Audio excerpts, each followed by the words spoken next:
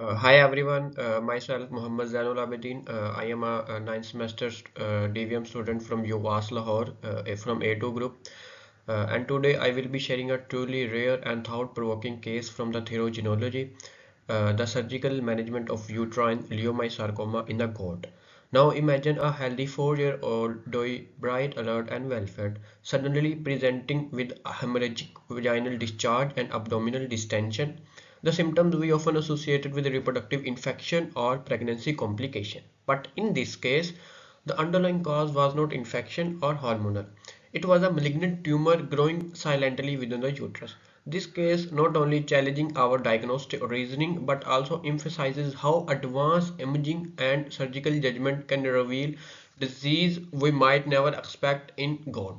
So in the next few minutes I will walk you through the clinical presentation, diagnostic, surgical approach, and pathological finding of this unique case. And more importantly, we will discuss what it teaches us about the reproductive health and neoplasia in small ruminant. Now we will walk through the introduction and background of this case study. The uterine tumors in goat are relatively uncommon, but their frequency is increasing, especially in the pet and companion goat that live longer. The most common uterine tumors include the leiomyoma, adenocarcinoma, and leiomyosarcoma. They later become malignant and arising from the smooth muscles of the uterus. Early reproductive examination is crucial because the clinical signs are often non-specific and they may mimic the conditions like endometritis and pregnancy. So this case study most often focus on the diagnostic, surgical management and histopathology of uterine leiomyosarcoma of the 4-year-old doe. So now we will look at the history and the clinical signs of this case study. The patient was a 4-year-old, 54 kg, mixed breed nulliparous doe that was presented with a 4-day history of hemorrhagic vaginal discharge and abdominal distension. She was lethargic, anorexic, and had not been exposed to bug. So this will effectively ruling out the pregnancy.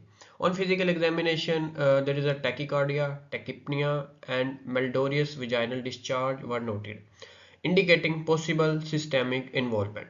At this point, our differential is include metritis, endometritis, uterine neoplasia.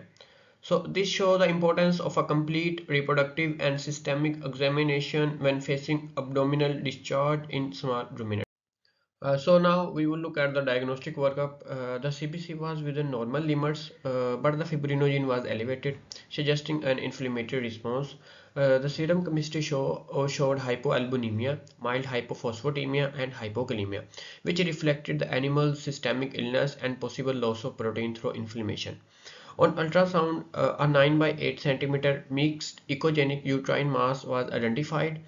The vaginal cytology revealed numerous RBCs and thoracic radiograph show no metastasis. So this will rule out all the possible systemic causes. And these will supporting a presumptive diagnosis of uterine neoplasia. So now we will look at the anesthesia and surgical preparation. The doe was placed under general anesthesia and positioned in dorsal recumbency for a midline laparotomy. Upon entering the abdomen, hemorrhagic fluid, omental adhesions, and fat necrosis were observed, consistent with chronic inflammation or peritonitis. Both ovaries and uterine horns were located, and a large mass was found extending into the cervix, replacing the normal tissue. An OVH was done to remove the mass. However, because of extensive adhesions and concurrent peritonitis, complete excision was not possible. Given the poor prognosis and welfare concern, the doe was humanely euthanized under anesthesia. Necropsy later confirmed no metastasis, indicating the tumor was locally invasive and had not spread. So now we will look at the histopathological finding. The uterine wall was distorted by sensile and polypoid masses and the neoplastic spindle cells within the fibromyxomatous matrix. The immunolabeling positive for smooth muscle actin and CD10. Diagnostic uterine leiomyosarcoma was atypically endometrial gland hyperplasia. So now we will look at the result and outcome of this case study. The doe was euthanized due to poor prognosis, but no metastasis was found at the necropsy. Interestingly, the sibling doe developed a similar uterine mass 4 months later, suggesting a possible familiar or environmental predisposition to uterine tumors. This finding open an important discussion on genetic susceptibility in caprine reproductive neoplasia. So now we will discuss and conclude this case study. In small luminars, the vaginal discharge is a frequent clinical complaint, and differentiating between infectious and neoplastic causes is essential.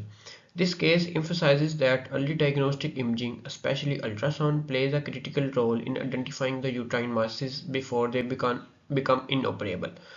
While the growing population of the pet goats, veterinarians should remain aware of the reproductive tumors and importance of routine reproductive health exam in intact female. So thank you very much for listening me and good luck.